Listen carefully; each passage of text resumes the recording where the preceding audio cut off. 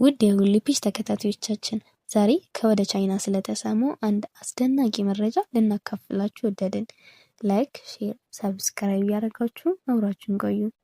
ሰሞኑን ጉድ እያስባለ ያለው ከወደ ቻይና የተሰማው መረጃ በጄኔቲክስ ኢንጂነሪንግ ላይ ያተኮረ ሲሆን የቻይና ሳይንቲስቶች በጄኔቲክስ ኢንጂነሪንግ የተደረጉ የሰው ግንድ ሴሎች በዝንጀሮች ላይ ያሉትን ዋና ዋና የእርጅና ምልክቶችን እንደሚለውጡ ያሳዩ ሲሆን ይህም በሰው ልጆች ላይ ከእድሜ ጋር ተያያዥነት ላላቸው ችግሮች ተስፋ እንዳለው ካዚንፎም የዜና አገልግሎት ዘግቧል።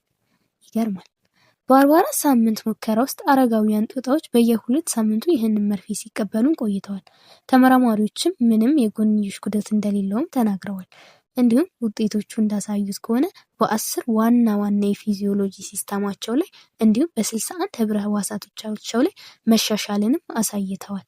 የታከሙ ዝንጀሮችም የማስታወስ ችሎታን ማሻሻል፣ ጤናማና ጠንካራ አጥንቶች እና የመራቢያም አካሎቻቸው ወጣት ወደ ነበሩበት ጊዜ እንደነበረው መመለሱን አሳይቷል።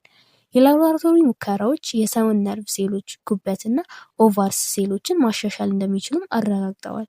እንደ ሳይንቲስቶቹም ገለጻ ከሆነ ይህ ግኝት ለሰው ልጆች መራቢያ አካላት ላይ እንዲሁም ነርቭ በሽታ መከላከል አቅማችን ላይ አስደናቂ ውጤትን ያመጣልም ብለዋል።